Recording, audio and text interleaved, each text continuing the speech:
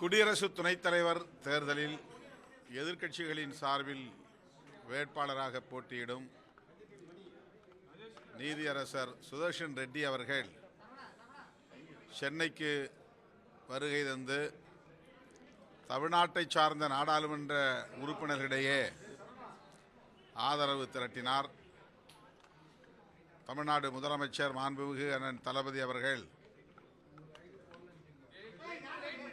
வேட்பாளர் நீதியரசர் சுதர்ஷன் ரெட்டி அவர்களை அறிமுகப்படுத்தி உரையாற்றினார். அவருக்கு ஏன் நாம் வாக்களிக்க வேண்டும், அவருடைய கடந்த கால பங்களிப்புகள் என்ன என்பது குறித்து முதலமைச்சர் அவர்கள் விரிவாக பேசினார். வேட்பாளர் சுதர்ஷன் ரெட்டி அவர்களும் கடந்த காலத்தில் நீதித்துறையில்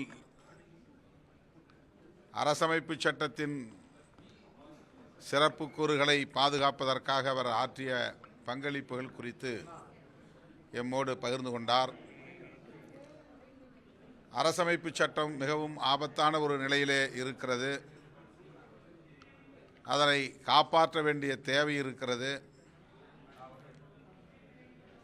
ஆகவே இந்த பொறுப்புக்கு தேர்ந்தெடுக்கப்பட்டால் அந்த கடமைகளை செவ்வனே ஆற்றுவேன் என்கிற உறுதியை அளித்தார். தமிழ்நாட்டை பொறுத்தவரையில் முழுமையாக அவருக்கு வாக்குகள் கிடைக்கும். மாநிலம், மொழி என்கிற அடையாளங்களை தாண்டி இந்திய அரசமைப்பு சட்டத்தை பாதுகாக்க வேண்டிய தேவையை உணர்ந்து நாடாளுமன்ற உறுப்பினர்கள் வாக்களிக்க வேண்டும் என்று விடுதலை சிறுத்தைகள் கட்சியின் சார்பில் வலியுறுத்துகிறோம். கடந்த காலத்தில் குடியரசு துணைத் தலைவராக பொறுப்பிலிருந்த மாண்புமிகு ஜக்தீப் தன்கர் அவர்களை கட்டாயப்படுத்தி பதவி விலக வைத்து மேலும் அவரை அச்சுறுத்தி வீட்டு சிறையில் வைத்திருக்கிறார்கள்.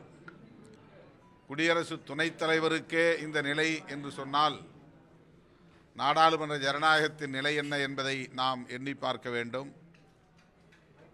அவருக்கு ஏற்பட்ட நிலைதான் திரு சிபி ராதாகிருஷ்ணன் அவர்களுக்கும் ஏற்பட வாய்ப்பு இருக்கிறது. எனவே பாரதிய ஜனதாவின் கட்டுக்குள் முடங்கி போகக்கூடிய ஒரு வேட்பாளரை தேர்ந்தெடுப்பதை விட சுதந்திரமாக சிந்திக்கவும் செயல்படவும் அரசமைப்பு சட்டத்தை பாதுகாக்க வேண்டும் என்கிற பொறுப்புணர்வோடு பணியாற்றவும் வாய்ப்பை பெற்றுள்ள, வல்லமை பெற்றுள்ள வேட்பாளர் நீதியரசர் சுதர்ஷன் ரெட்டி அவர்களை ஆதரிக்க வேண்டும் என்று விடுதலை சிறுத்தைகள் கட்சியின் சார்பில் அனைத்து நாடாளுமன்ற உறுப்பினர்களுக்கும் கடிதம் எழுதியிருக்கிறோம்.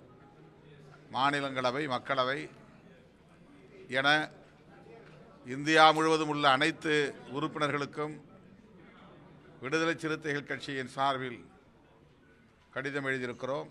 இந்த அரசு, பாஜக அரசு, ஒரு பாசிச அரசு என்பதற்கு குடியரசு துணைத் தலைவர் ஜக்தீப் தங்கர் அவர்களுக்கு நேர்ந்திருக்கிற நெருக்கடியில் இருந்து புரிந்து கொள்ள முடியும். அடுத்து 30 நாள் சிறையில் இருந்தால், விசாரணை கைதியாகவே இருந்தாலும் கூட முதலமைச்சர், பிரதமர், அமைச்சர் போன்ற பதவிகளை பறிக்க முடியும் என்கிற சட்டத்தை அறிமுகப்படுத்தியதும் சான்றாக இருக்கிறது. எனவே இந்த பாசிச சக்திகளை மக்களிடத்திலே அம்பலப்படுத்தவும் வீழ்த்தவும் குடியரசு துணைத் தலைவருக்கான தேர்தல் ஒரு வாய்ப்பாக அமைந்திருக்கிறது என்று நம்புகிறோம். அந்த வகையில் எல்லா அடையாளங்களையும் கடந்து தேசிய அளவில் ஜனநாயகத்தை பாதுகாப்பதற்கு வாக்களிக்க வேண்டும். சுதர்ஷன் ரெட்டி அவர்களை குடியரசு துணைத் தலைவராக தேர்ந்தெடுக்க வேண்டும் என்று கேட்டுக்கொள்கிறோம். பிளே ஸ்டோர் மற்றும் ஆப் ஸ்டோரில் இருந்து பாலிமர் செயலியை QR கோடு மூலம் பதிவிறக்கம் செய்யுங்கள். செய்திகளை உடனுக்குடன் பெறுங்கள்.